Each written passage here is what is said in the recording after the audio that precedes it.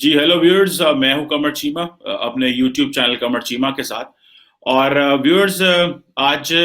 میں بات کرنا چاہ رہا ہوں ورلڈ آرڈر ٹرانسفارمیشن پہ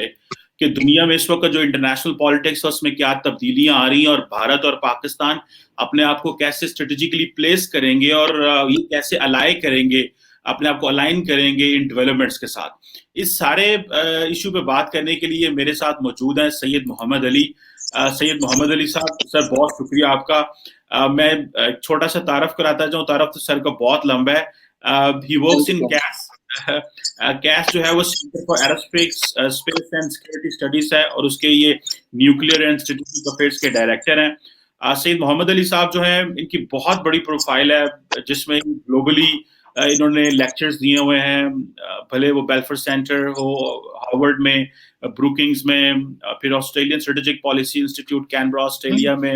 بہت ساری کانفرنسز میں بھی بولے ہیں. انٹرنیشنل میڈیا پہ بھی ٹی آر ٹی، الجزیرہ، عرب نیوز، BBC، ہر جگہ بولتے رہے ہیں. اور میں نے آج اسپیشلی ریکویسٹ کی سید محمد علی صاحب سے کہ ہمارے ویورز کو بتائیں، اور کیونکہ ان کے PhD کا ایک بہت بڑا تھیسس ہے وہ بھی اسی چیز پہ ہے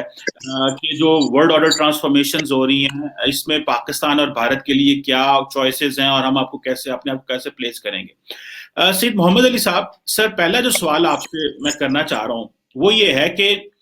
جو پچھلے 4 سال دنیا میں جو بھی ہے ورلڈ آرڈر کی جو ڈائریکشن ہے وہ تو امریکہ ہی دیتا ہے، اس میں تو کوئی شک نہیں ہے. جو پچھلے 4 سال جو ٹرمپ صاحب کے گزرے، ہم نے یہاں پہ جو اکیڈیمشنز تھے، اکیڈیمکس تھے، انہوں نے یہ سمجھنا شروع کر دیا کہ امریکہ وہ جو آئیڈیشنل لیڈرشپ تھی اس سے پیچھے ہٹ گیا. اب دوبارہ جب بائیڈن صاحب واپس آئے ہیں تو انہوں نے وہ اپنے وہ جو لاسٹ سپیس تھی اس کو ریکلیم کرنا شروع کر دیا ہے، بلکہ تھوڑا اسرٹ بھی کرنا شروع کر دیا ہے. اور پرائمریلی آپ نے دیکھا کہ وہ جو بڑی اسٹریٹجک انویسٹمنٹ کر رہے ہیں وہ انڈو پیسیفک میں کر رہے ہیں. اور دا وے دے انویسٹڈ ان لائک ایک جو ٹرانس اٹلانٹک پارٹنرشپ بلڈ کرنے کے لیے جو انویسٹمنٹ انہوں نے کی تھی اسی طرز کی اگلے اتنے ڈیکیڈز کے لیے وہ جو ہے وہ انڈو پیسیفک میں کر رہے ہیں. So first of all, how do you see this global transformation? کیا یہ واقعی وقت کی ضرورت تھی؟ چائنا اتنا بڑا تھریٹ ہے. What do you see the mindset of the great powers and particularly America and Europe? جی سر. بہت شکریہ کمر بھائی، آپ نے موقع دیا آپ سے اس بہت اہم اور دلچسپ موضوع پہ گفتگو کرنے کا. میں یہ سمجھتا ہوں کہ چونکہ ہم دونوں کا جو بیک گراؤنڈ ہے وہ ایکیڈیمک سائڈ پہ ہم انٹرنیشنل ریلیشنز یا پولیٹیکل سائنس یا سیکیورٹی اسٹڈیز یا اسٹریٹجک اسٹڈیز کے لینس سے جو انٹرنیشنل پالیٹکس یا انٹرنیشنل سیکیورٹی انوائرمنٹ ہے اس کو سمجھنے کی کوشش کرتے ہیں. اور یہ ڈفرینٹ تھیوریز جو ہیں وہ یوزفل ایک پیراڈائم یا لینس پرووائڈ کرتی ہیں اس ساری سچویشن کو اینالائز کرنے کے لیے. لیکن آپ کے ویورز کے لیے آسان الفاظ میں بات کرتے ہوئے ہم یوں دیکھتے ہیں کہ بیسیکلی میرا سینٹرل آرگومنٹ یہ ہے کہ جس طرح آپ نے ایک بڑی مشہور اور مارکت الآراء کتاب ہے ہنری کسنجر صاحب کی ڈپلومیسی، آپ نے پڑھی ہوگی. اس میں وہ یہ کہتے ہیں اس کے ابتدائیے میں کہ ہر 100 سال کے بعد کوئی ایسی ریاست ابھرتی ہے عالمی نظام کے نقشے پہ جو کہ کوشش کرتی ہے کہ عالمی نظام کو اپنی ویلیوز، اپنے انٹرسٹ کے حساب سے مرتب کرے. تو اگر ہم ورلڈ آرڈر کو ڈیفائن کرتے ہیں تو ورلڈ آرڈر آسان الفاظ میں بیسیکلی جو ورلڈ پاورز ہیں ان کے درمیان پاور کی جو ڈسٹریبیوشن ہے اس کو کہہ سکتے ہیں، یہ آسان الفاظ میں ہم کہہ سکتے ہیں. تو اب یہ جو ڈسٹریبیوشن آف پاور ہے، اگر ہم اس کو ڈیکنسٹرکٹ کریں کہ پاور کیا ہوتی ہے، آپ نے جس طرح حوالہ دیا اور آپ کے جو ناظرین ہیں وہ بہت اچھی طرح جانتے ہیں کہ آپ دیکھ رہے ہیں کہ مشرق کی جانب مغرب سے جو معاشی پاور ہے، یعنی کہ جو اکنامک ویلتھ ہے، وہ شفٹ ہو رہی ہے پچھلے 20 سال سے. لیکن اسی کے ساتھ جو تشویش جنم لے رہی ہے ویسٹرن پاور سینٹرز میں، اس کے نتیجے میں وہ اپنی ہارڈ پاور کو ویسٹ سے ایسٹ کی جانب مرکوز کر رہے ہیں، تاکہ جو ایسٹ کی جانب ٹیکنالوجی کا شفٹ ہے، جو ویلتھ اور اکنامک ریسورسز کا شفٹ ہے، جو انڈسٹریل پروڈکشن لائنز کا شفٹ ہے، ان میں سے جو ان کے الائیز ہیں ویسٹرن کنٹریز کے ایسٹ میں، جس طرح جاپان ہے، ساؤتھ کوریا ہے، آسٹریلیا ہے اور تائیوان ہے، ان کی جانب یہ لوگ نہ صرف اپنی ہارڈ پاور شفٹ کر رہے ہیں، بلکہ پولیٹیکل اور ڈپلومیٹک کانٹیکس میں سمجھنے کی کوشش کی جائے تو ان کو تھوڑا سا انکریج بھی کر رہے ہیں کہ جو مشرق میں طاقتیں دوبارہ سے ابھر رہی ہیں ان کو کنٹین کرنے میں یا ان کے خلاف ایک عالمی سطح پہ ایک مشرقی جو ایشیا پیسفک، جس کو انڈیا امریکہ کی نئی توجیہ میں انڈو پیسفک کہا جاتا ہے، اس کے تحت ایک نیا الائنس بنایا جائے جس کو اب کوارڈ بھی کہا جا رہا ہے۔ تو آپ یہ بنیادی دنیا میں تبدیلی دیکھ رہے ہیں، لیکن اس کو میں آپ کے ناظرین کے لیے آسان الفاظ میں بیان کروں تو دیکھیں ورلڈ آرڈر کے 5 پلرز آپ کو نظر آتے ہیں بنیادی طور پہ۔ ایک تو ویلتھ ہے، ایک آپ کی ہارڈ پاور ہے یعنی کہ ملٹری پاور ہے، تھرڈ جو ہے وہ انٹرنیشنل انسٹیٹیوشنز ہیں جو کہ سیکنڈ ورلڈ وار کے بعد مرتب کیے گئے تھے، جس میں UN سب سے امپورٹنٹ ہے اور اس کے بہت سے ذیلی ادارے بھی ہیں،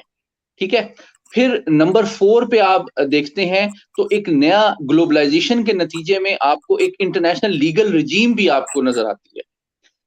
جو کہ لاز اور انٹرنیشنل ٹریٹیز کا ایک بڑا مربوط اور ہمہ جہت اور پیچیدہ نظام ہے جس میں تمام ریاستیں آپس میں جڑی ہوئی ہیں۔ اور 5واں ایسپیکٹ آپ آئیڈیشنل یا کلچرل کانٹیکس میں دیکھ سکتے ہیں، جو کہ social media, electronic media, intellectual جو کیپٹل ہے اس کانٹیکس میں یہ 5 ڈومینز میں پاور جو ہے آپ کو ڈسٹریبیوٹڈ نظر آتی ہے۔ تو ہو کیا رہا ہے؟ میرے خیال میں ویلتھ اور انڈسٹریل پروڈکشن لائن تو ویسٹ سے ایسٹ شفٹ ہو رہی ہے، لیکن ابھی تک آپ کو یہ نہیں نظر آتا کہ جو سیکنڈ ورلڈ وار کے بعد دنیا میں جو یعنی کہ انٹرنیشنل انسٹیٹیوشنز قائم کیے گئے تھے، جو western victory in the second world war کے نتیجے میں ایمرج ہوئے تھے، UN سسٹم یا اس کے ذیلی ادارے IAEA ہو گیا یا کانفرنس آن ڈسارممنٹ ہو گیا یا CTBT ہو گئی، CWC ہو گئی، یہ سارے ادارے ایک UN رجیم کا حصہ ہیں۔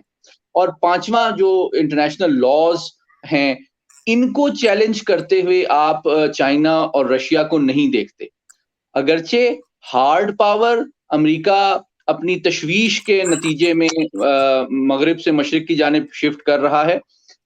اور چائنا کا اکنامک رائز آپ کو نظر آ رہا ہے، وہ اکنامک آؤٹ ریچ اور انگیجمنٹس اپنی ایشیا میں، لیٹن امریکہ میں، افریقہ میں بڑھا رہا ہے، اس میں کوئی شک نہیں ہے۔ لیکن یہ کہنا کہ ورلڈ آرڈر ٹرانسفارم ہو گیا ہے، میرے خیال میں یہ قبل از وقت ہوگا، کیونکہ چائنا اور رشیا پولیٹیکلی UN کے اندر آپ کو کئی ایشوز پہ، چاہے وہ شام کا معاملہ ہو، یمن کا معاملہ ہو، JCPOA ہو، کئی ایشوز پہ امریکہ سے ایک مختلف پوزیشن اور سٹانس تو لے رہے ہیں، لیکن میرے نظر میں اگر میں آسان بات الفاظ میں کہوں تو ورلڈ آرڈر اس وقت چینج ہوگا جب چائنا اور رشیا UN میں آنا چھوڑ دیں گے اور وہ کہیں گے کہ ہم ایک نیا آرڈر بناتے ہیں جس میں ہم اب امریکہ کی ٹرمز پہ ہم نیو یارک نہیں آئیں گے، ٹھیک ہے۔ تو اتنا بڑا پولیٹیکل اور ڈپلومیٹک چیلنج ابھی آپ کو ہوتا ہوا مستقبل قریب میں چائنا یا رشیا سے نظر نہیں آتا ہے۔ اور آپ نے دیکھا کہ بائیڈن ایڈمنسٹریشن کے آنے کے باوجود، حالانکہ بائیڈن ایڈمنسٹریشن نے توقعات کے برعکس کافی مخاصمانہ اور اگریسو سٹانس لیا رشیا کی طرف، لیکن اس کے باوجود جو ہے آپ کو INF ٹریٹی کی اور نیو سٹارٹ کے اوپر کچھ پروگرس نظر آتی ہے۔ ہو سکتا ہے JCPOA میں بھی آپ جانتے ہیں کہ رشیا، چائنا یہ سارے ٹریٹی کے ممبر ہیں، تو ان کے درمیان ایک ڈپلومیسی ویانا میں اس وقت جاری ہے، تمام تر بیان بازی کے باوجود، جس کے تحت چائنا اور رشیا، ایون برطانیہ، فرانس اور جرمنی بھی امریکہ پہ زور دے رہے ہیں کہ وہ JCPOA پہ وہ دوبارہ جوائن کر لے، کیونکہ وہ ابھی تک کمیٹڈ ہیں امریکہ کے ٹرمپ ایڈمنسٹریشن کے دوران ڈپارچر کے باوجود۔ تو اس کو ہم زیرو سم گیم کے طور پہ نہیں دیکھتے ورلڈ آرڈر کو، اس کی جو پیچیدہ مختلف اس کے جو پہلو ہیں ان کو انڈیویجولی ڈیٹیل میں اسٹڈی کرنے کی ضرورت ہے تاکہ ایک محتاط، ایکوریٹ اور کمپریہنسو تجزیہ سامنے آ سکے. بالکل ٹھیک ہے، آپ نے بڑا کمپریہنسو ہمیں ویو دیا. علی بھائی، اچھا میں سر آپ سے جو اگلی بات پوچھنا چاہ رہا ہوں وہ یہ ہے کہ حال ہی میں فارن افیئرز میں ایک آرٹیکل آیا the new concert of powers کے نام سے. وہ علی بھائی ایک نیا پرسپیکٹو دے رہے ہیں. وہ یہ کہہ رہے ہیں کہ the world will remain by lateral اور ملٹی لیٹرل تو دنیا چلے گی ہی،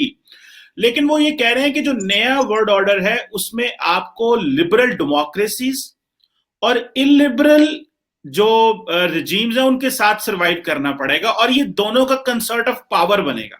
سو اس میں رشیا اور چائنا کو آپ کو جو گلوبل فریم ورک ہے اس میں لانا ہی پڑے گا، آپ ان کو بائی پاس نہیں کر سکتے. سو وہ یہ کہہ رہے ہیں کہ لیٹ دا یو این ورک، جہاں پہ یو این ہے وہ رہے، ہمیں اس سے کوئی اعتراض نہیں ہے، لیکن جو آئندہ کا جو سٹرکچر ہونا چاہیے اس میں لبرل ورلڈ تو سروائیو کرے گی، لیکن یہ جو انلبرل رجیمز ہیں چائنا اور رشیا جو ہے اس کو انکلوڈ کریں، اور اس میں وہ انڈیا کو بھی ڈالتے ہیں. دو کنسرٹ آف پاور کا ایک نیا فارمولا ہے. سو یہ جو امریکہ بہادر اور اس کے جو اتحادی تھے وہ تو کہتے تھے جناب کہ ہم بات کر رہے ہیں شیئرڈ ویلیوز کی. اچھا وہ values human rights, democracy, freedom of media, freedom of expression, وہ ایک لمبی لسٹ ہے، وہ اس پہ ساری دنیا کو لیکچر دیتے رہتے ہیں. لیکن جو چائنا کا مسئلہ ہے، چائنا کا مسئلہ ویلیوز تو نہیں ہے، because they don't have those values which are very much friendly exporting values تو نہیں ہے ان کی. تو وہ جو بات کرتے ہیں ان کی جو اسٹریٹجک کمیونیکیشن ہے، they talk of shared destiny. It means کہ یا کمپریہنسو اسٹرینتھ، یعنی کہ ہمیں مل کے اپنی اکانومی ٹھیک کرنی چاہیے، ہمیں اپنے جوائنٹ وہ جو سی پیک اور بی آر ای پہ کام کرنا چاہیے، یہ ہے ہماری ڈیسٹنی. تو یہ بڑی انٹرسٹنگ ڈسکشن ہے. سو اسی جو ہے وہ جو ورلڈ آرڈر ٹرانسفارمیشن ہے، اسی کے اوپر بات کرتے ہوئے آپ کائنڈلی بتائیں کہ یہ جو کنسرٹ آف پاور کا آئیڈیا ہے کہ لبرل ڈیموکریسیز اور انلبرل رجیمز ساتھ میں چلتے رہیں، یو این اپنی جگہ پہ کھڑا لے، لیکن یو این اتنا افیکٹو نہیں ہوگا کیونکہ یو این بہت کچھ انٹرنیشنل کمیونٹی کو نہیں دے سکا، رجیم چینج میں بھی مسائل رہے اور لوگوں کا سم ہاؤ اعتماد اٹھ گیا. سو ہاؤ ڈو یو سی دس، یہ جو ایک فریم ورک میں نے آپ کے سامنے ڈسکس کیا، یہ how it can impact and how much this is viable for the next few decades? Qamar صاحب، آئی تھنک بہت آپ نے جامعہ اور بڑا انسائٹ فل آپ نے تجزیہ کیا ہے، اور میں آپ سے اگری کرتا ہوں. دیکھیں اس میں جو آپ نے بات کی ہے اس کے تین پہلو ہیں. ایک تو جب آپ ورلڈ آرڈر کو دیکھتے ہیں تو گریٹ پاور پالیٹکس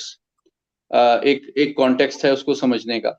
دوسرا آپ نے بہت اہم بات کی جس پہ انفارچونیٹلی کم بات کی جاتی ہے لیکن وہ بہت اہمیت رکھتی ہے، وہ ہے ویلیوز، اور یا جس کو امریکی توجیہ میں کہا جاتا ہے وے آف لائف جو ہے نا، وہ ایک گریٹ پاور کس حد تک انٹرنیشنلی پروموٹ یا ایکسپورٹ کرنے کی کوشش کرتی ہے. اور تیسرا پہلو یہ ہے کہ عالمی جو برادری ہے،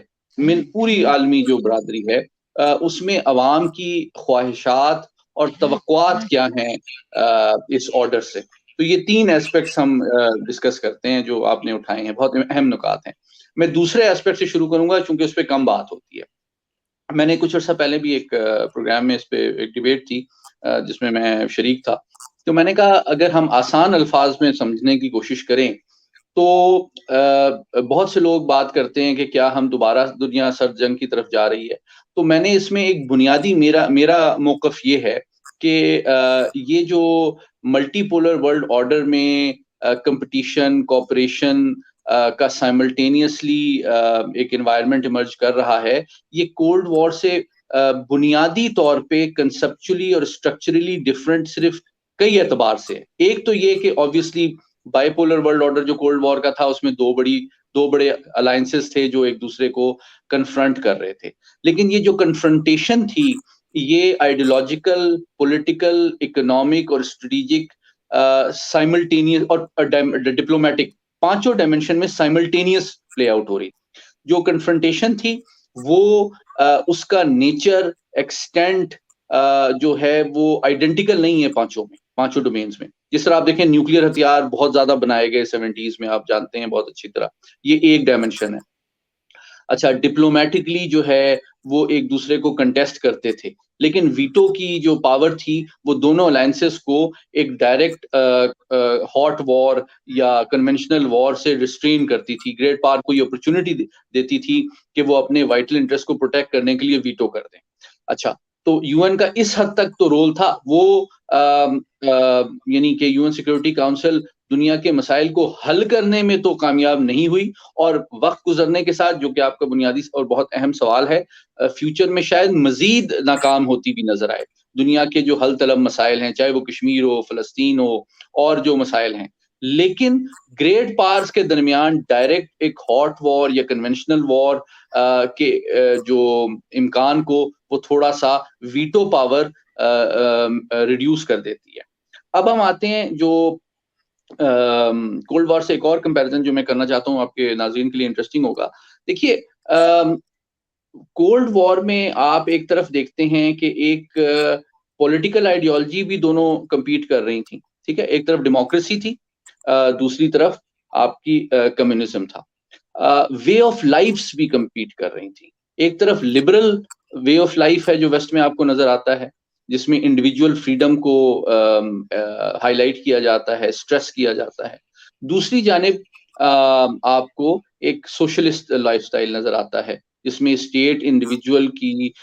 کوالٹی آف لائف اور میتھڈ آف لائف کو بھی انفلوئنس کرتی ہے. تیسری ڈائمنشن اکنامکس ڈائمنشن ہے، جو کہ ایک طرف کیپٹلسٹ تھا، یعنی کہ کیپٹلزم ہے جس میں آجر اور اجیر کو آزادی حاصل ہے کہ جس کے پاس زیادہ پاور، زیادہ ویلتھ ہے، وہ اس کی بیسس پہ لیبر کو ایکسپلائٹ کر سکتا ہے اپنی ویلتھ کو مینٹین اور مزید اضافہ کرنے میں. دوسری طرف اشتراکی نظام آپ کو نظر آتا ہے، جس میں اسٹیٹ جو ہے تمام مٹیریل اور اکنامک ریسورسز کو کنٹرول کرتی ہے. تو یہ ایک جو آئیڈیولوجیکل اسٹرگل تھی کولڈ وار میں، یہ آئیڈیولوجیکل، سوشل اور اکنامک ڈومینز میں نظر آئی تھی. اب کیا ہوا ہے کہ جو موجودہ انوائرمنٹ ہے یہ اس سے فنڈامنٹلی ڈفرینٹ ہے. لوگ بہت زیادہ فوکس کرتے ہیں کہ جی ہارڈ پاور شفٹ کر رہا ہے امریکہ چائنا کو کنٹین کرنے کے لیے، انڈیا کو بلڈ اپ کر رہا ہے اور کواد کو ایکسلریٹ کر رہا ہے، لیکن جو اس کے دوسرے ایلیمنٹس آف ڈائمنشن، دوسرے ایلیمنٹس آف نیشنل پاور جو آپس میں جس طرح کمپیٹ کر رہے ہیں دونوں گریٹ پاورز کے، اس کو اسپیسیفکلی گہرائی میں انڈیویجولی وہ ڈسکس اور اینالائز نہیں کرتے ہیں، جو بہت ضروری ہے. دیکھیے چائنا کے بارے میں ہمیشہ کہتا رہا ہوں کہ China can never be like Russia or Soviet Union in future for two fundamental reasons. Number one, China کا ایک تو اس کی geo economic based foreign policy ہے، اور دنیا میں جو اپنی سافٹ پاور بڑھا رہا ہے، اپنے اثر و رسوخ کو بڑھا رہا ہے، اپنی انٹر ڈیپینڈنس بڑھا رہا ہے، اپنی ویلتھ کو بڑھا رہا ہے، وہ ایک geo economic driven grand strategy نظر آتی ہے. لیکن وہ اپنے پولیٹیکل سسٹم کو یا پولیٹیکل آئیڈیالوجی کو ایکسپورٹ نہیں کر رہا جس طرح کہ ویسٹ کرتا رہا ہے. ایک چھوٹی سی اگزامپل دے دیتا ہوں، آپ کے ناظرین کے لیے زیادہ دلچسپ ہوگی. مثال کے طور پہ امریکہ سے آپ کوئی ایڈ لیں نا، یو ایس ایڈ سے آپ کوئی پروجیکٹس لیں، یا پاکستان کی حکومت اور دوسری بھی جو ان کے قریبی ممالک ہیں جو کہ ان سے ایڈز وغیرہ لیتے رہیں یا ڈونیشن، اکنامک بیل آؤٹ، تو ان ریٹرن وہ کیا مانگتے ہیں آپ سے؟ ان ریٹرن اس کا ان کو کیا فائدہ ہوتا ہے؟ اور فرام ریئلسٹ پیراڈائم ان کو کیا انسینٹیو ہے کہ وہ ایک ترقی پذیر ملک کی ہیلپ کریں، ان کا education, health care, infrastructure develop کریں. In return they want you, آسان الفاظ میں، to help, to allow them to promote their values in your society. کہ ہاں جی آپ خواتین کو آزاد کر دیں، اچھا جی آپ خواتین کو برابری کا وہ دے دیں، اچھا آپ ایجوکیشن کریکولم میں یہ بھی پڑھا دیں، اچھا جی آپ جو ہے نا ہیومن رائٹس میں یہ والی چیز بھی ڈال دیں. اس کے نارمیٹو کانٹینٹ کے اوپر میں کوشچن نہیں کر رہا، نہ اس کے اوپر اوپینین دے رہا ہوں، لیکن میں بنیادی آرگومنٹ یہ دے رہا ہوں کہ in return for allowing you اور helping you economically develop your self, they want you to allow them to promote their values in your society. Case study Pakistan تو ہمیشہ سے ہی رہی ہے، لیکن زیادہ دلچسپ اس وقت سچویشن آپ کو افغانستان میں نظر آتی ہے کہ جی افغانستان میں 20 سال امریکہ نے کیا لڑا. ابھی بائیڈن صاحب نے جو اعلان کیا ہے، آپ نے سنا ہوگا، آپ کے ناظرین نے بھی سنا ہوگا کہ دیکھیں بنیادی طور پہ انہوں نے کہا، اور بالکل کلیئرلی پہلی دفعہ کسی امریکی لیڈر نے کہا کہ جی ہم نے اپنے ملٹری آبجیکٹیوز تو حاصل کر لیے تھے، ملٹری آبجیکٹو یہ تھے کہ جی اسامہ بن لادن کو آپ نے ٹیک آؤٹ کرنا تھا اور القاعدہ کو ڈینائی کرنا تھا یہ کیپبلٹی کہ وہ امریکہ پہ دوبارہ اٹیک کر سکے. یہ ملٹری آبجیکٹو اچیو ہو گئے. باقی 20 سال جو انہوں نے خربوں ڈالر لگائے ہیں وہ کس چیز کے لیے لگائے ہیں؟ To promote their values, objectively بات کی جائے تو، جس میں وہ ناکام ہوئے. لیکن دیٹ شوز کہ گریٹ پاورز اپنی کتنا انٹرسٹڈ ہوتی ہے. ہارڈ پاور پہ انہوں نے اگر $100 بلین لگائے ہوں گے تو دوسری چیزوں پہ انہوں نے خربوں ڈالر لگا دیے. وہ اپنی وے آف لائف کو پروموٹ کرنا بہت ضروری سمجھتے ہیں. آپ کو یاد ہوگا 9/11 کے بعد جو پہلا خطاب کیا تھا صدر بش نے، اس میں انہوں نے یہ نہیں کہا تھا کہ یہ امریکہ کی ویلتھ اور پاور پہ حملہ ہے،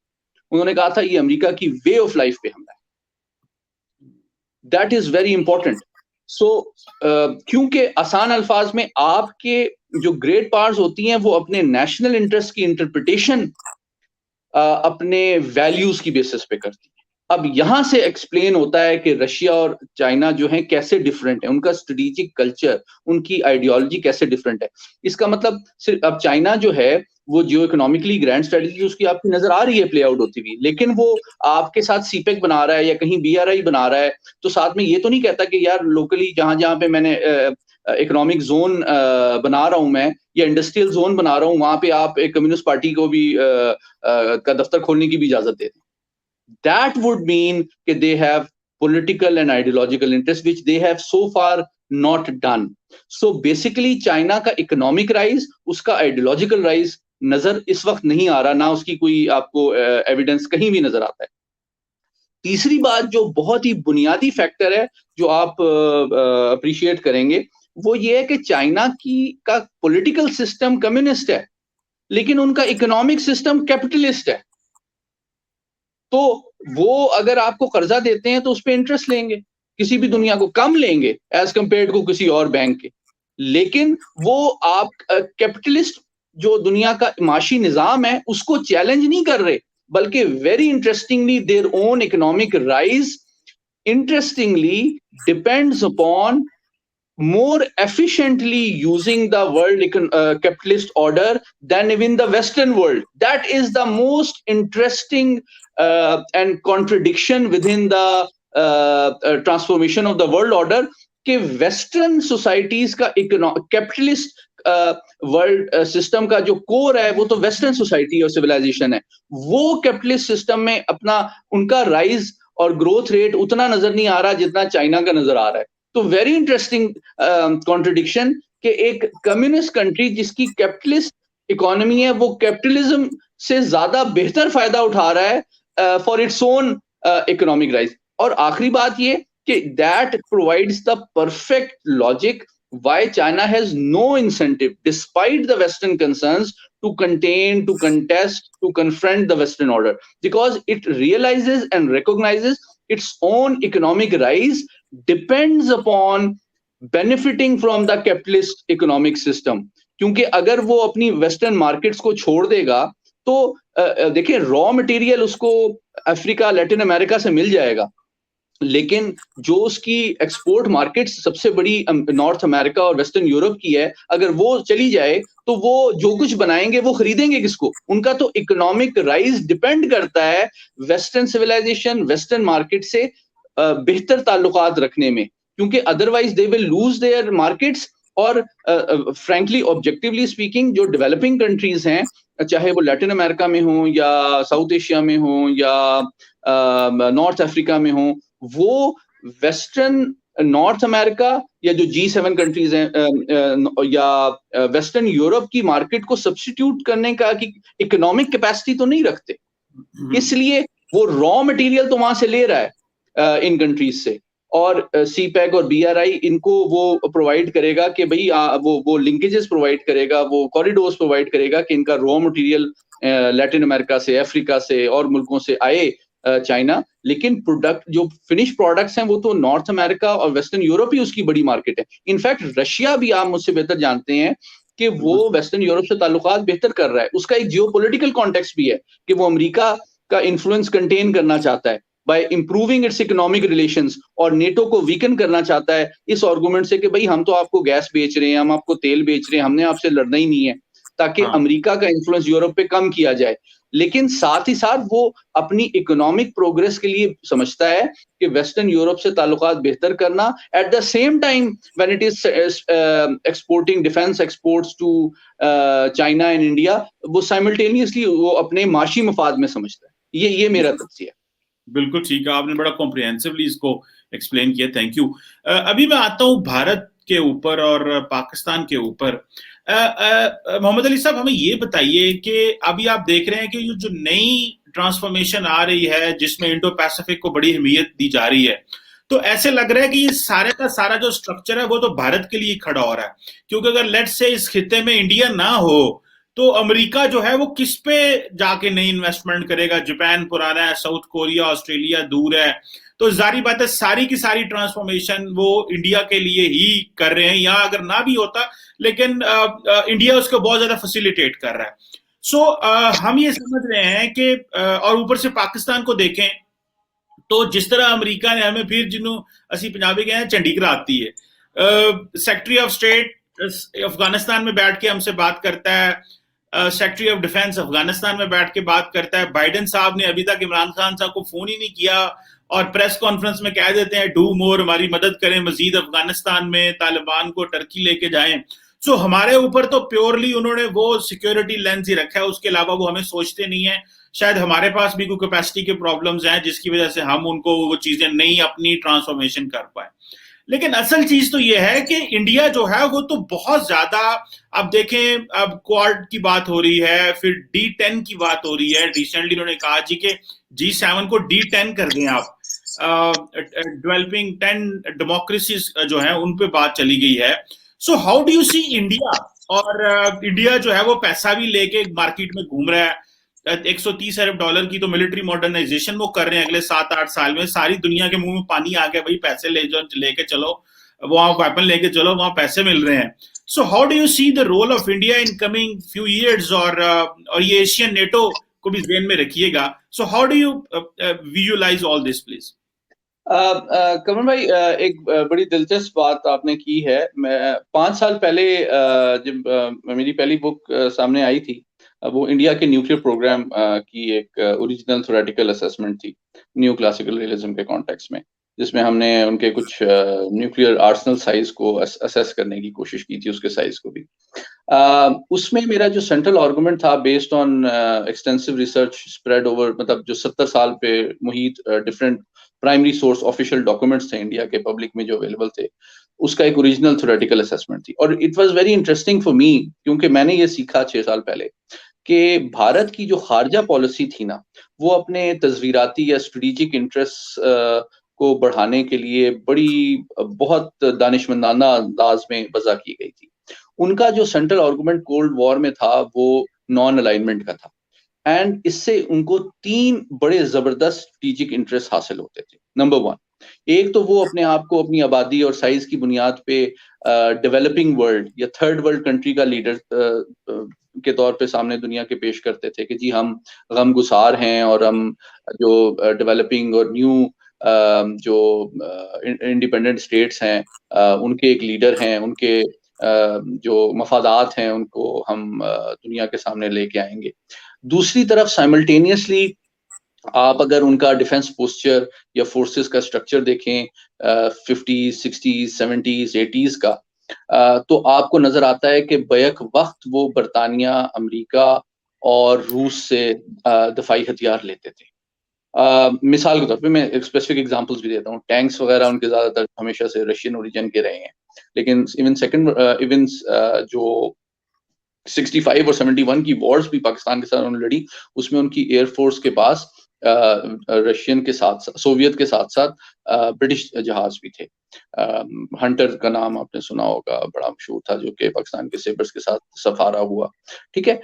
اسی طرح وہ فوڈ ایڈ جو ہے امریکہ سے لیتا تھا. میری جو ریسرچ ہے اس میں 60s کے دوسرے حصے میں بھارت نے یہ صلاحیت ایٹمی دھماکہ حاصل کر لی تھی, لیکن انہوں نے یہ فیصلہ اس وجہ سے مؤخر کر دیا کہ بھارتی قیادت کی یہ اسسمنٹ تھی کہ اگر انہوں نے لیٹ 60s میں ایٹمی دھماکہ کر دیا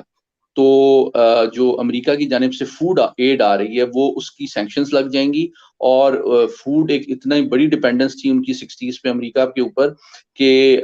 ہو سکتا ہے کہ ڈیموکریٹک جو پولیٹیکل سسٹم تھا اس میں انسٹیبلٹی آنے کی وجہ سے ان کی گورنمنٹ ہی چلی جاتی. تو اس وجہ سے جب تک انہوں نے اپنی فوڈ ڈیپینڈنس امریکہ کے اوپر کم نہیں کر دی انہوں نے نیوکلیر ٹیسٹ نہیں کیا. تو مطلب میں بتا رہا ہوں کہ انہوں نے بڑا سوچ سمجھ کے یہ ساری چیزیں کی تھیں. اچھا پھر ان کے نیوکلیر پروگرام میں آپ دیکھتے ہیں کہ وہ کینیڈا اور امریکہ سے بھی ٹیکنالوجی لے رہے تھے، ساتھ ہی ساتھ روس سے بھی لے رہے تھے، کیونکہ that is a case study. Specifically ان کا نیوکلیر پروگرام روس سے ری ایکٹرز لیے، لیکن جو اس کا ہیوی واٹر ہے وہ مغربی ذرائع سے وہ حاصل کرتے تھے. ساتھ ہی ساتھ ان کے ہزاروں سائنسدان اور انجینئر نیوکلیر پروگرام سے منسلک امریکہ جاتے تھے ٹریننگ حاصل کرنے کے لیے. تو کہنے کا مطلب یہ ہے کہ ان کی خارجہ پالیسی اگر آپ کولڈ وار میں دیکھیں تو وہ بڑے چابک دستی سے مرتب کی گئی تھی کہ ایک طرف وہ تھرڈ ورلڈ کنٹریز کے ڈیولپنگ ورلڈ کے لیڈر کے طور پہ بھی اپنے آپ کو پریزنٹ کریں، لیکن امریکہ اور مطلب مغربی اور مشرقی دونوں الائنسز سے بیک وقت فائدہ اٹھائیں. اب ہم آتے ہیں موجودہ حالت کی طرف، تاکہ انڈیا کا جو اسٹریٹجک کلچر ہے، جو مزاج ہے، اس کو سمجھنا بہت ضروری ہے. ہم اپنے امریکی دوستوں کو یا چینی دوستوں کو بھی، چونکہ ہم بھارت سے 74 سال سے ڈیل کر رہے ہیں، ان کو یہ باور کرانے کے لیے کہ ان کے اسٹریٹجک تھنکنگ کی اصل حقیقت کیا ہے. تو دیکھیے بھارت جو ہے وہ 3 چیزیں ایک وقت میں کرنے کی کوشش کر رہا ہے جو ایمرجنگ ورلڈ آرڈر میں شاید اس کے گریٹ پاور امبیشن کو اتنا اس کے لیے ممد اور معمد ثابت نہ ہو. وہ رشیا کے ساتھ اس بھی اپنے تعلقات برقرار رکھے ہوئے ہے. اس کی امپیریکل ایگزامپل یہ ہے کہ انڈیا کا جو ڈیفنس پوسچر ہے وہ despite access and offer from America کہ جی بہت ایڈوانس آپ ویپن سسٹمز لے لیں، P-8 لے لیں اور ہارپونز لے لیں اور F-16 کی فیکٹری لگا دیں اور اس طرح کی چیزیں بھی ان کو آفر آتی رہی ہے. لیکن اس کے باوجود آپ دیکھیں کہ ان کے ٹینکس جو ہیں T-90 مینلی رشین ہیں. پھر آپ دیکھیں کہ ان کے نیوکلیر پروگرام میں زیادہ تر جو ان کے ری ایکٹرز ہیں، تقریباً سارے ری ایکٹرز رشین اوریجن کے ہیں. ان کی جو نیوی ہے اس کے زیادہ تر ہتھیار جو ہیں وہ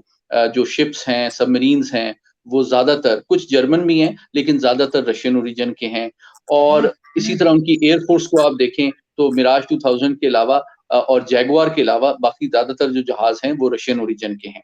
تو فوری طور پہ اگر امریکہ کی طرف سے ان کو کوئی بہت زیادہ ایڈوانس ویپن سسٹمز کی آفر آ بھی رہی ہے، اس کے باوجود ان کی فوج کے لیے یہ پریکٹیکلی پاسبل نہیں ہوگا کہ وہ اپنی ڈاکٹرین، اپنی ٹریننگ، اپنا ریپیئر مینٹیننس سسٹم، اپنی لاجسٹکس، اپنی ڈاکٹرائن، اپنا پورا جو نظام 70 سال سے انہوں نے ڈیولپ کیا ہے وہ فی الفور روس سے تعلقات منقطع کر کے امریکہ کی طرف پہ ڈیپینڈنٹ ہو جائیں. اگر وہ یہ فیصلہ کر بھی لیں، جو کہ میرے خیال میں انہوں نے نہیں کیا ہے اور نہ وہ کریں گے، تو اس میں ان کو کم سے کم 10-20 سال چاہیے ہوں گے اور اس کا کوئی ان کو انسینٹیو نظر نہیں آتا. دوسری طرف آپ امریکہ کی طرف دیکھیں تو امریکہ ان کو بگ ٹکٹ آئٹمس آفر کر رہا ہے اور وہ سلیکٹڈ کیلکولیٹڈ انگیجمنٹ اور کولیبریشن کر رہے ہیں، جس طرح بیکا، کاسا، اس طرح کے ایگریمنٹس ہو رہے ہیں. کوئی ہائی ٹیک انٹیلیجنس شیئرنگ کے حوالے سے بات ہو سکتی ہے. کوارڈ کے اندر وہ جوائنٹ ایکسرسائزز ہو رہی ہیں، انٹر آپریبلٹی کی کوشش ہو رہی ہے اور وہ امریکہ کوشش کر رہا ہے کہ بھارت کی حوصلہ افزائی کرے کہ وہ اپنی نیوی اور اس طرح کے جو دوسرے ایسٹس ہیں ان کو ایسٹ چائنا سی میں بھی ڈپلوائے کرنا شروع کرے گریجولی.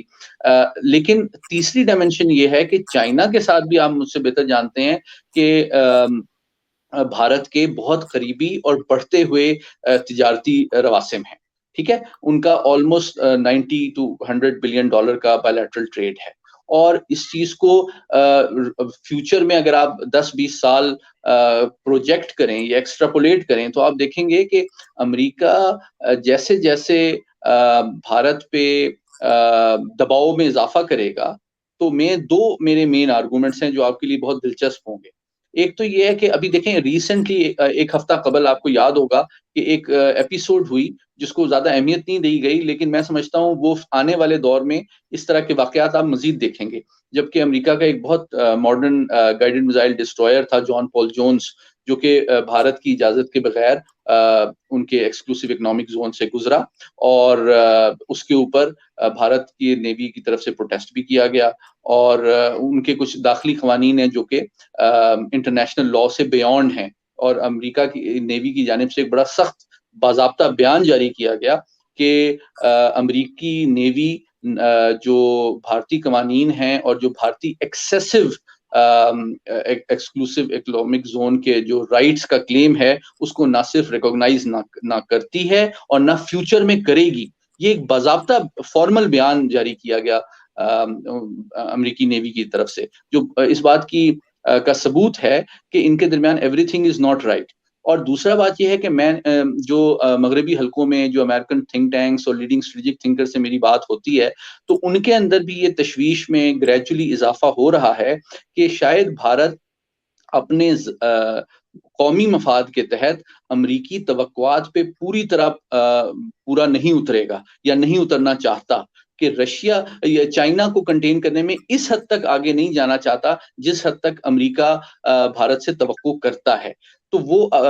جو اچھا پھر ایک آخری آرگومنٹ جو آپ کے لیے ایک اور انٹرسٹنگ ہوگا وہ یہ ہے کہ آپ دیکھیے کہ بھارت کا جو چونکہ کیپٹلسٹ اکانومی ہے تو دیکھیں مودی صاحب جو ہیں ان کی جو انتہا پسندانہ سوچ ہے یا امریکہ کے ساتھ ایک تصویراتی معاہدے میں قربت کی خواہش ہے وہ اپنی جگہ ہے, اس میں وہ اپنی فوج کو تو پابند کر سکتے ہیں, حالانکہ فوج میں بھی تمام حلقے اس سے کنونس نہیں ہیں کہ ہمیں سارے روسی ہتھیاروں کو چھوڑ کے امریکہ کی طرف چل پڑنا چاہیے. لیکن ان کی جو تجارتی منڈی ہے اور ان کے جو تاجر برادری ہے, ان کے جو بزنس مین ہیں, ان کی جو انڈسٹری ہے وہ فوری طور پہ کوئی آئیڈیالوجی کے تحت تو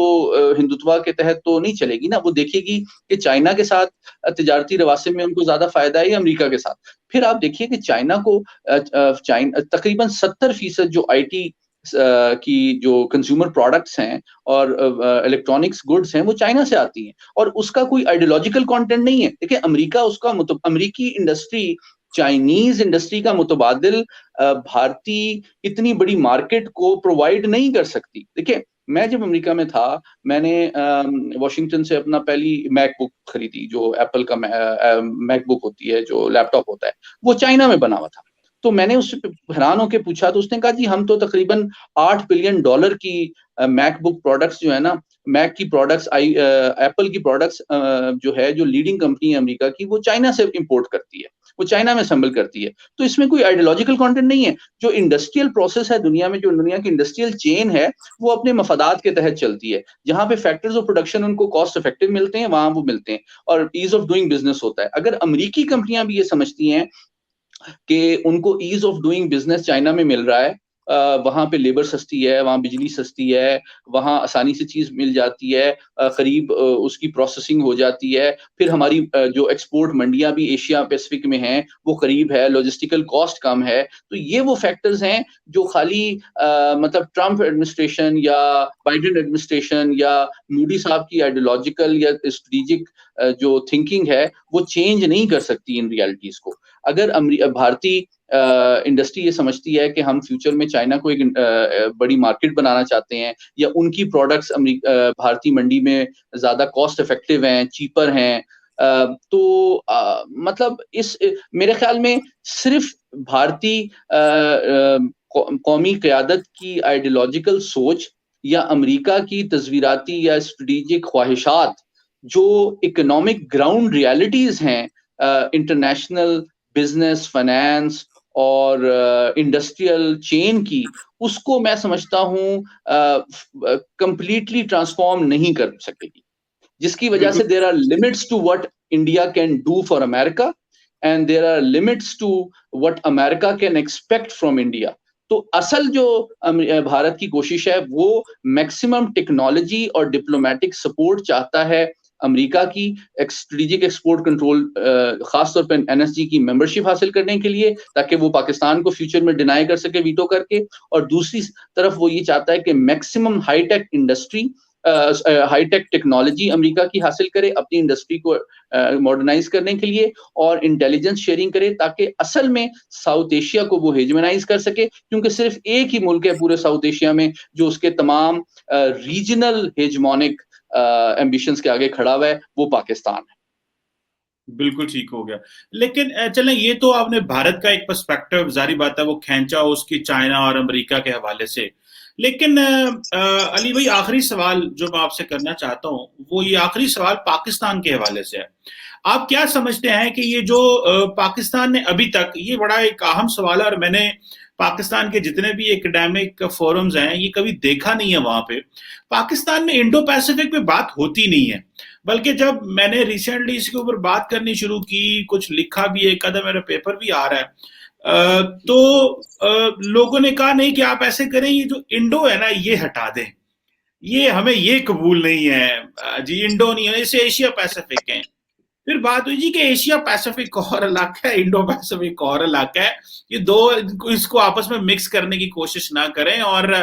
جو ڈپلومیٹک لینگویج ہے، یہ جارگنز ہیں، یہ ہم تو کرافٹ نہیں کرتے، یہ تو پوری انٹرنیشنل کمیونٹی ہے، تھنک ٹینکس ہیں جو بیٹھ کے لکھ رہے ہوتے ہیں اور انہوں نے اس کی ڈیفینیشن قرار دے دی. سو ہم اس انڈو پیسیفک میں ہماری فورن پالیسی میں ذکر ہی کوئی نہیں. کبھی میں نے ایون کے پرائم منسٹر سری لنکا گئے، وہ سری لنکا کو پچھلے 75 سال کے اینگل سے دیکھ کے آئے، انہوں نے نہیں دیکھا کہ سری لنکا کے اب سری لنکا کس حصے میں آ چکا ہے، ہمیں کیا بولنا چاہیے. And I was very shocked and strange. Foreign minister بھی ساتھ موجود ہے، ٹرپ بھی کر رہے ہیں، لیکن ایک تو پاکستان میں انڈو پیسیفک کا کوئی ذکر نہیں ہے، دوسرا امریکہ جو ہے وہ ہم سے جو ہے وہ دور جا چکا ہے، اور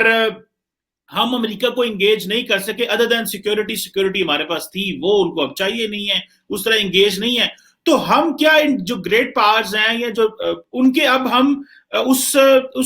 انفلوئنس سے، یا وہ جو ایک ریلیشن تھا جو کہ ٹرانزیکشنل ریلیشن شپ ہی تھا، اب اس سے نکل کے اب ہم کیا صرف چائنا کے لیے رہ گئے ہیں، یا ہمارے پاس آپشنز ختم ہو گئی ہیں، بس اب ہم چائنا کے ساتھ ہی رہیں گے. اور کیونکہ بہت سارے لوگوں سے میں نے پاکستان میں بات بھی کی ہے، پالیسی میکر سے، وہ ایک ڈیفیٹڈ مائنڈ سیٹ ہے کہ نہیں جی اب ہمیں جو ہے نا وہ چائنا کے ساتھ ہی رہنا ہے، کیونکہ امریکہ ہمیں چھوڑ کے ہے اور یہ ہے وہ ہے، تو China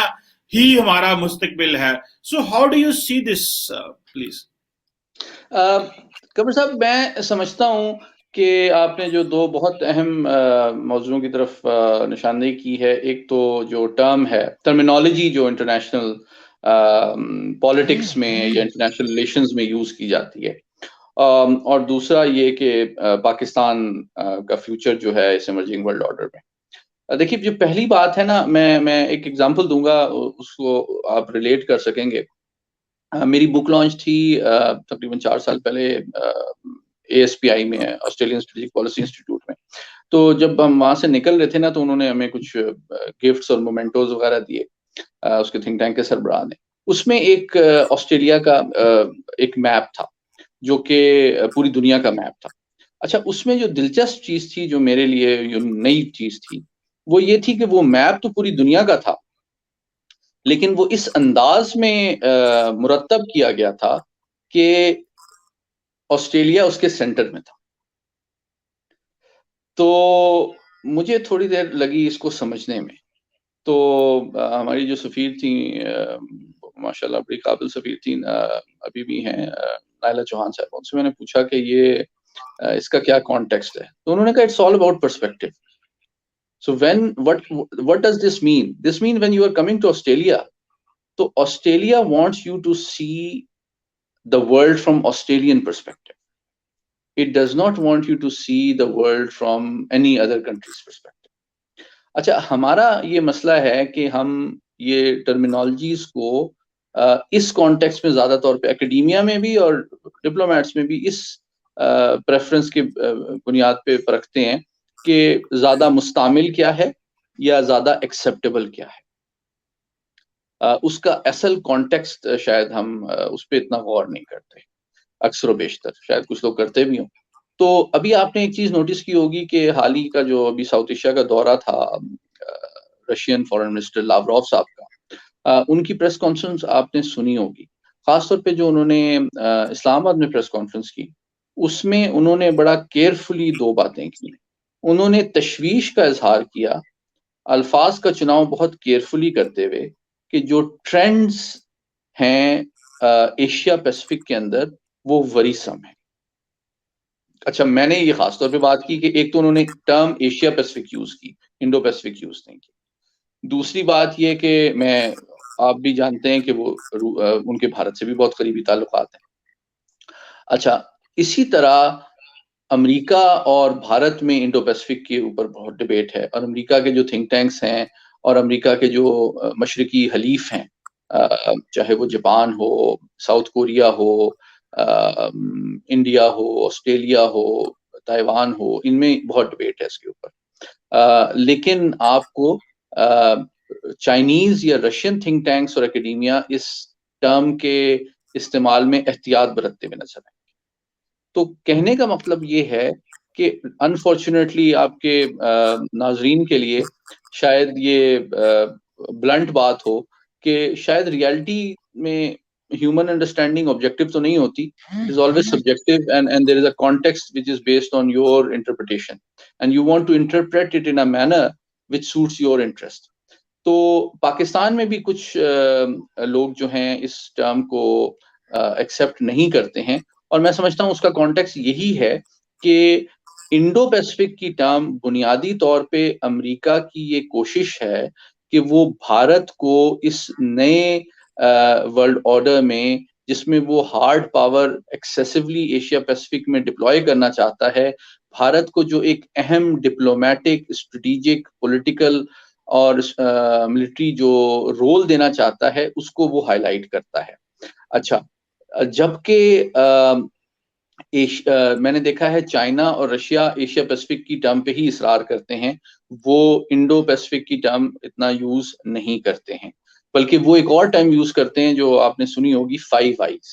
that is very interesting کہ بیسکلی وہ ریفر کر رہے ہوتے ہیں ان کنٹریز کو جو کہ انگلش اسپیکنگ ہیں اور بنیادی طور پہ ایک ویسٹرن سویلائزیشن کو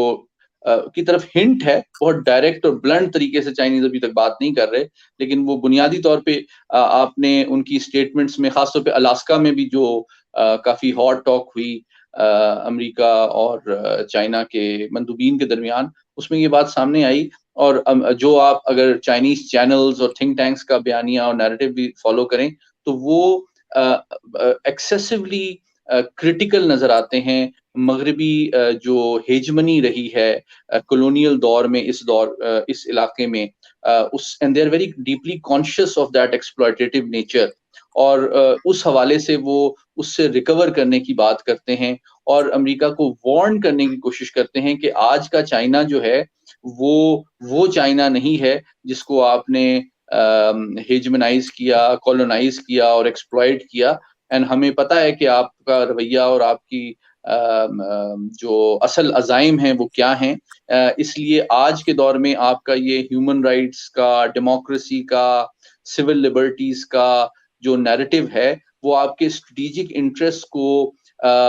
سافٹ پاور کے ذریعے یا میڈیا یا پبلک ڈومین میں نیریٹو کے ذریعے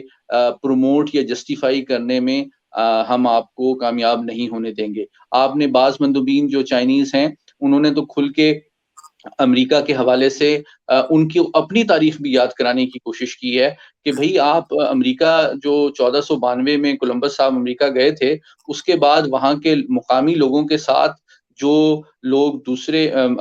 مغربی یورپ سے مائگریٹ کر کے گئے، انہوں نے کیا سلوک روا رکھا تھا، وہ چیز دنیا کی تاریخ کے سامنے کیوں نہیں آتی. اس وقت کی جو ہیومن رائٹس کا پھر جو لاکھوں کروڑوں لوگوں کو غلام بنا کے افریقہ سے لے کے جایا گیا، جس کے ذریعے نارتھ امریکہ کی انڈسٹریلائزیشن اور ڈیولپمنٹ کی گئی، یہ چیز دنیا کے سامنے کیوں نہیں لائی جاتی. آپ صرف selective use of human right narrative Rohingya کے حوالے سے یا ساؤتھ ویسٹرن چائنا کے حوالے سے کیوں کرتے ہیں. اگر اسلاموفوبیا کے حوالے سے کوئی غیر ذمہ دارانہ رویہ سامنے آتا ہے، چاہے وہ ڈینش کارٹونز کے ذریعے ہو یا فرانس کے ریسنٹ پرووکیشن کے حوالے سے ہو، تو اس کے سامنے ہیومن رائٹس اور جو respect for different value system ہے، اس کا بیانیہ آپ کو مغربی پاور سینٹرز کی طرف سے یا لیڈرشپ کی طرف سے اس کی مذمت کیوں سامنے نہیں آتی. یہ سلیکٹیو مذمت آپ کو چائنا کے حوالے سے یا مسلمانوں کے جو جذبہ حریت ہے ریاستی دہشت گردی کے خلاف، یا جو جبر و استبداد ڈفرینٹ قومیں ان کے خلاف، چاہے وہ فلسطین میں ہو چاہے کشمیر میں ہو، کر رہی ہیں، ان کے حوالے سے کوئی تشویش کا اظہار نہیں کیا جاتا. تو میں یہ دیکھ رہا ہوں کہ آئندہ آنے والے دنوں میں اور مہینوں میں میں سمجھتا ہوں کہ چائنا زیادہ بولڈلی اور کھل کے تھوڑا سا وہ ہیومن رائٹس کے حوالے سے آپ جو ویسٹرن نیریٹو ہے اس کو ٹریک 1 پہ اور آفیشیل لیول پہ تو گریجولی چیلنج کیا جا رہا ہے، لیکن میں سمجھتا ہوں کہ آنے والے دنوں میں شاید ان کے تھنک ٹینکس، اکیڈیمیا اور میڈیا بھی اس پہ زیادہ کنسسٹنٹلی لکھے اور پڑھے اور بولے، جو کہ ان کے پولیٹیکل ایجنڈا کے ساتھ بھی کنسسٹنٹ ہے کہ ویسٹ کا جو سافٹ پاور ہے جس کے ذریعے وہ ہم سلیکٹو ہمدردی کرتے ہیں کچھ ایسے علاقوں اور خطوں میں جس کے ذریعے وہ اپنی رسپانسبلٹی ٹو پروٹیکٹ یا فورن انٹرونشن کو یا اپنی ملٹری ڈپلائمنٹ کو جسٹیفائی کرنے کی کوشش کرتے ہیں، اس اپروچ کو میں سمجھتا ہوں کہ آنے والے دنوں میں چائنیز جو اہل علم ہیں اور صاحب الرائے ہیں لوگ، چاہے وہ تھنک ٹینک میں ہوں، اکیڈیمیا میں ہوں، میڈیا میں ہوں، وہ زیادہ فریکوینٹلی کرٹیسائز کریں گے۔ بالکل ٹھیک ہے، آپ نے ایک انتہائی کمپریہنسو رسپانس دیا ہے ہمارے کویسچنس کا، اور بڑا مزہ آیا، ایک بڑی جو ہے وہ بڑی سیر حاصل گفتگو ہوئی ہے محمد علی صاحب، اور امید ہے کہ ہمارے ویورز نے بھی اس کو ساری اسپرٹ کو سمجھا ہوگا، جانچا ہوگا، اور مجھے خود بڑا مزہ ہے، اور میں بڑا لمبی ڈسکشن ہوگی اور روزہ بھی ہے تو میں آپ کا زیادہ امتحان بھی نہیں لینا چاہتا، but Mohammad Ali Saab sir, thank you very much for your time and for your valuable input and insight on this particular topic. بہت شکریہ، بہت بہت شکریہ، I really enjoyed a lot. Thank you so much for the opportunity. بالکل مزہ آیا، امید ہے ویورز کو بھی آیا ہوگا. Thank you sir, thank you.